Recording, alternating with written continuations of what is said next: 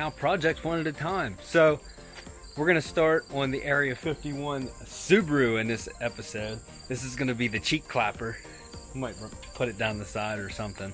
But first thing first, all the oil up underneath, I'm gonna try to clean all that off as best possible. I'm gonna use my little power washer here.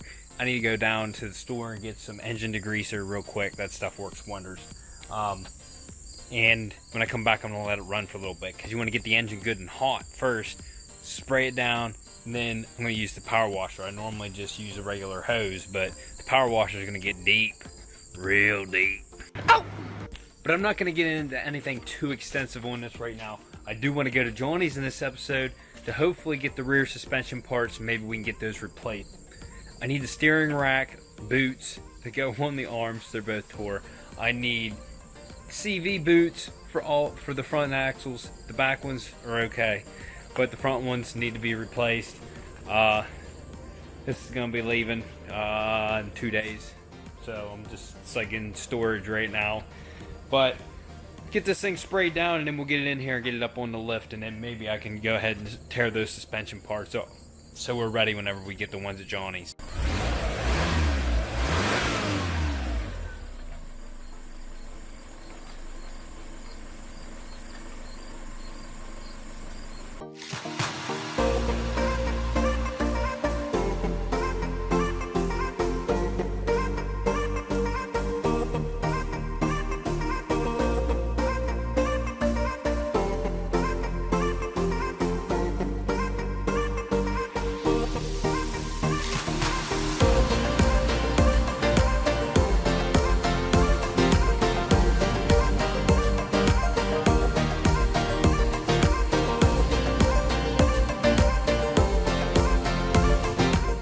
Like a BP oil spill over here. Now this thing was very dirty underneath with the combination of dirt and oil. It was thick underneath. It was so satisfying running. I wish I could have got close, but I couldn't get this camera close. It's so satisfying just watching the dirt and mud and everything just come off of there. I even washed, like, I could see some areas like that cross member way down in there. I could get the hose down in here. I cleaned this frame rail. I cleaned this frame rail. Like, this thing looks spotless now. And I had already sprayed down the top, so the top already looked pretty clean. I got down in here and cleaned that. I cleaned down in this area, across the top of the radiator. That power washer works great. So anyways, let's get this thing up in the air and see how good of a job I did. I'm pretty sure there's still going to be dirt in there because I'm hitting everything from the front back, so there's probably dirt on this side of stuff that, you know, I couldn't get to, but for the most part, I think I got most of it.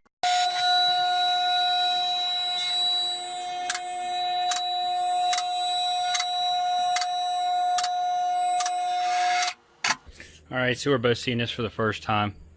I got the valve cover really good. Looked like it was leaking on this side. Yeah, the dirt that was up in there, I wish I could have got all of that. I probably could have at this angle, but looking at it this way, it looks really clean, doesn't it?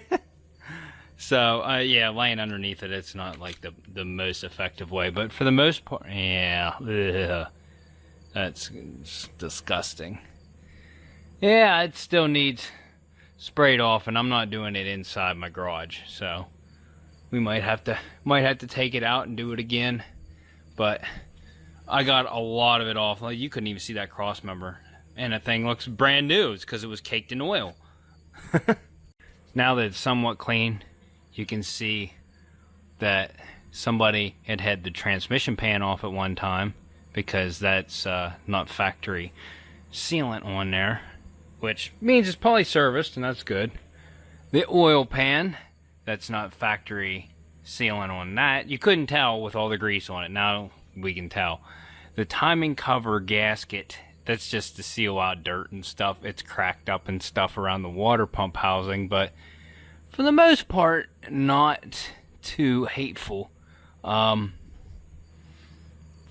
covers, those actually look like newer gasket, at least on that side. That looks like a newer gasket. So I'm gonna have to let this thing run a little bit so I can find the leaks on it, but we're gonna let it dry like this. What we need to, well, here's what I said. There's a steering boot. That one's tore. CV boots. I sprayed in here some, but I didn't look at that. That's, yeah, it's disgusting. So, but anyways, wow, it's greasy in here. Back here is what we want to pay attention to, and it's these control arms here. Worst part about replacing these is I'm going to lose my alignment. These have eccentric washers up in there, or they're eccentric collars, one of the two. Anyways, but yeah, it has them on both sides. So I'm going to end up losing that adjustment, and I don't know that even I don't know. That one doesn't look like it's adjustable. So it's just the front ones that adjust your toe in and out. So I'm gonna try to mark them to get them close to where they are now, because I'm assuming that this thing was in alignment before the forklift messed it up. So we'll get a paint marker, and I'm gonna mark those on both ends, and then we'll go ahead and take them off, and hopefully we can get it close to where it was. I'm definitely gonna have to get an alignment done on this after it's all said and done, but you know, it's no big deal. We'll get it done. It's pricey, and this is a cheaper build, which makes it sucky, but we'll get it done. Boys and girls, I'm cutting her close. I'm going to Johnny's to get some parts for this thing. Right there is a fresh oil spot. So this thing is leaking while it's sitting. I inspected it myself, and you can see where it's running down, right? Well, you can't see it because there's not enough light, but there's a drip right here. It looks like it's coming from the back of the oil pan. I do not believe it is the rear main seal, because it's off to the side. It's not centered in the engine. It's over here on this side. And it does look like it's the oil pan. But what we're going to do is a company sent me a product, and I'll be able to check it out even better. This is a Endoscope, and it is nifty. Look at this thing. So, first of all, you have lots of bendable, and you see how it stays where you put it. Camera here. I haven't actually unraveled this thing yet, but then it has its own color display and everything. Right here is your on. You turn it on. Check this out. Full color display, and boom. We're looking at the ceiling right now, but it does not focus unless you're up close to something. So, like the Yamaha emblem. But on top of all of that, this little itty bitty camera has a light, and right here is the adjustment. Turning it up. That's full power right there. So, as you can see, everything is well lit. So, I'm going to use it to look up in here, and we're going to see what we see. And I'm trying to figure out, let me see where we're at here. Okay, we're right side up. So, we're getting up in there. We can see she's very oily. Right here is the edge of the oil pan. Let me go back here. That is the back edge of the oil pan. Let me see if I go past it into, there's the flywheel area. Let me bend the camera so I can look up in at that rear main seal. Hopefully we can get a good view on it. Okay. I'm getting up in here. Okay. I don't know what I'm looking at here. There we go.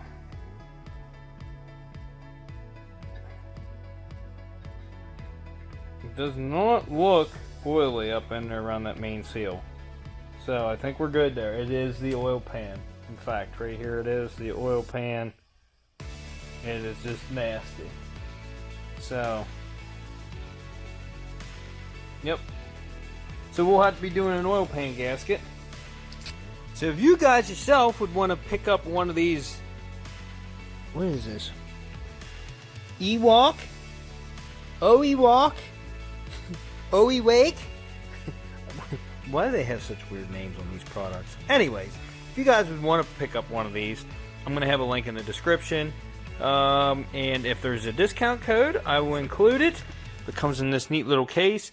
If I remember right, the price was not that bad, and it's going to come in handy for me. It's got its own built-in battery. There's some settings. You can change your resolution, and all kinds of different little neat things you can do on it. I'm not so sure I'm going to be getting Subaru parts today. I pushed it to the last minute. Of course, I had some things going on, and I'm going to get there very close to the cutoff point where they don't let anybody in the yards. So I don't know that they'll let me in, and I don't think I'm even going to have enough time to get the parts that I need. So I'm going to be running, and I want to get one part for the Honda. This part that I butchered down here for the radio, I'm taking this out. This thing's junk. I don't like it in here.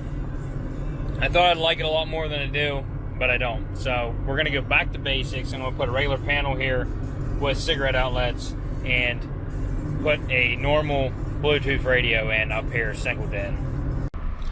I'm totally with it's just a 6. Save the stick shifts.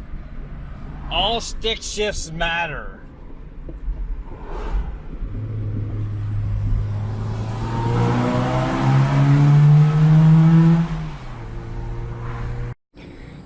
Well, I was cutting it. I'm really close. He was just about to close the gate to the import yard, and he let it open for me. But none of the bolts want to come loose on this or the station wagon or any of them that I've tried, and I just can't get access to them, and it's just not something that I'm going to be able to get done in the time frame that I have. So I drove the whole way here for this from my Honda, and we'll have to come back. That side's ready to come off, but I can't get to the bolts. I mean, I can, but they're way back in there. Right there's both the arms, and they're basically ready to come out, except for the bolts back in there, and it's tight. But so that just means we'll have to make another trip up here, and I know you guys aren't gonna object to that. So yeah, sorry I didn't record, but I was running. That's why I'm sweating. And I just come to the realization that this is not gonna happen today. I wasted this trip here, but whatever. It is what it is. This is what I like to do on my weekends. This was gonna be a Subaru video, but it's gonna change into a Civic video. I have speakers that I want to put in the doors. They may be too big. I'm gonna make them fit, hopefully. If we can get the door cards over them, we will. And I'm putting the regular stereo back in with a couple cigarette outlets down here. I just got this panel, so let me go grab it.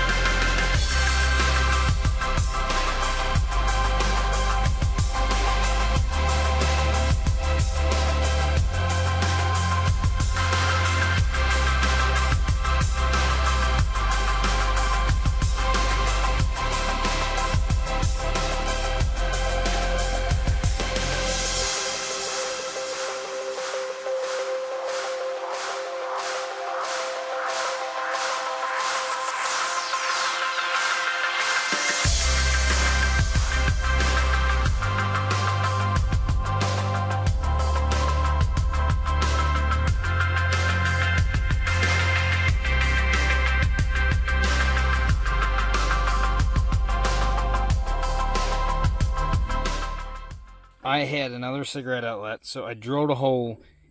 There's plugs right here that pop right out, and I thought about putting one in each one of those, but then you can't fit the cap back on, so then it doesn't look right. So I might find a way to modify them later on to keep one of those in and maybe put another cigarette outlet. But what I did was I put it over here as tight as I could to the other one, and it looks like it's pretty good. And it's wired. This one's wired into this one. Now, if I do any more, I would probably add its own circuitry, whatever, and wires with fuse and everything. But I just ran this one to that one.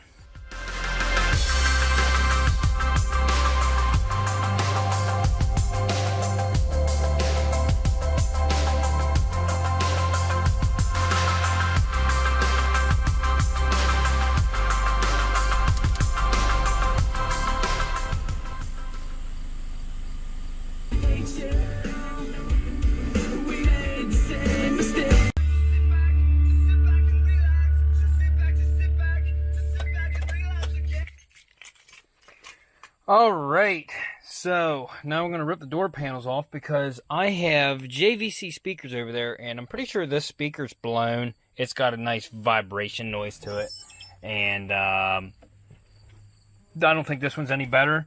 And we have Polk Audio speakers in the back, so upgrading these is going to sound pretty good.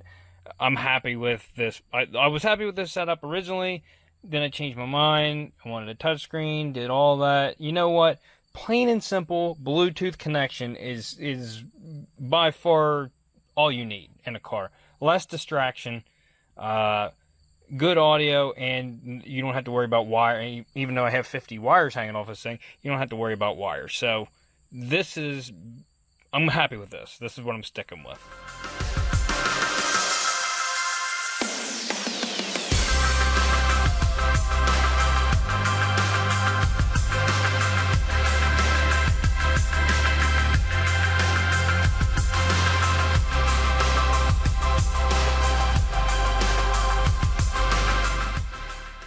Alright, so here's what I came up with. This is the original speaker. This was all part of the speaker. I dremeled the inner parts of the speaker out. I had to plastic weld this back on because I cut too much out, and this tab actually holds it in. So I put a lot of extra plastic on it there. 6 screws to hold it to the body. There's a lip there it's like double walled the whole way around. So I ran 6 screws in there, and now this is just going to sit where the original one went. It's just going to clip right in there and sit in place like that.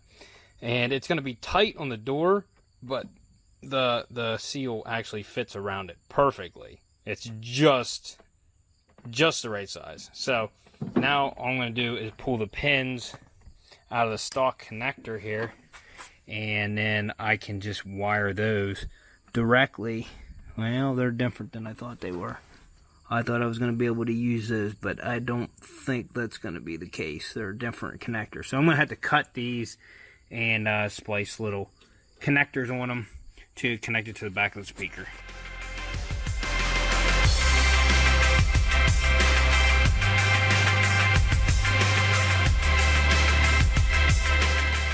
So I get the panel back on. This one took me way longer than it's going to take me the other one because this panel was cracked, and I temporarily repaired it with the plastic welder last time, and it was still kind of floppy. This time I took the steel mesh that comes in the kit with the plastic welder, and I used plastic and added it in and put the steel mesh on all the cracked areas and around the one mount and everything. And as you can see, she's sturdy now. You can't even tell there's an aftermarket speaker in there. It comes with these grill covers, which are not going to be used. But now, let me throw the other one in. This thing already sounds 100 times better than the other one. This thing has got some freaking bass. And I didn't need to use these ends. Turns out, you take the connector apart, and I used both the connectors. Now, I had to smash the one a little bit to get it to connect to the ground. But, yeah, it wasn't too bad. You gotta, well, this clips into this, so then you pry this back, then you gotta unclip that, and then from the end, there's 2 little tabs on the inside. You get down in there with a pick, and they'll pull right out. So that's what I'm gonna do on the other side, and I gotta modify that speaker and everything, and I'll show you more of that whenever I get the other door off.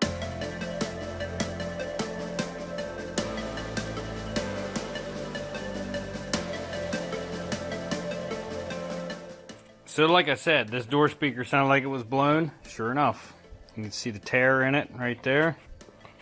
These are just paper, and you can see it's been getting wet and overheated. And see, this is all part of the speaker. So what I'm going to do, I'm going to take a razor knife, cut around the outside of this, then Dremel. Now I got to be careful because I cut like right along the edge of here. This time I'm going to cut it and I'm going to leave this prong in here because I think there's enough room for the speaker still, and just trim around it here, and then maybe I'm going to try to leave this upper portion on here because I want this to be supported. Like I said, I had to plastic weld all that, so I don't want to have to do that this time.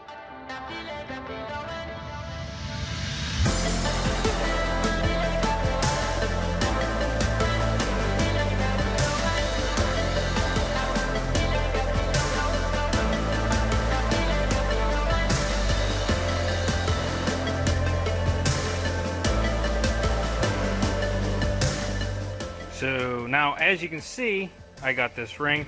This is double walled. There's it's like sort of hollow in between. There's a outer liner and an inner liner, and I've been putting the screws down through here because they line up just perfectly. Now I got a whole bunch of self-tappers here. I'm gonna go grab the speaker and I'll see how it fits in here.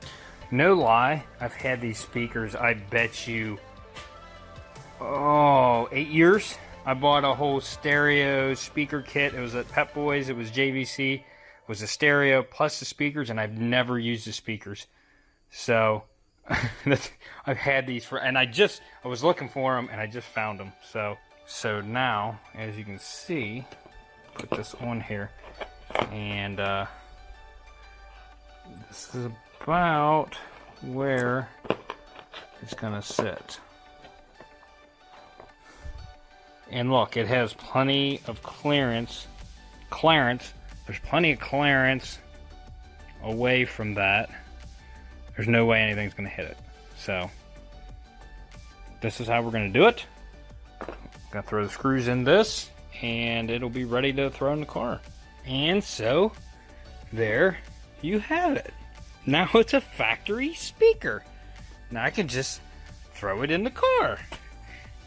Beep.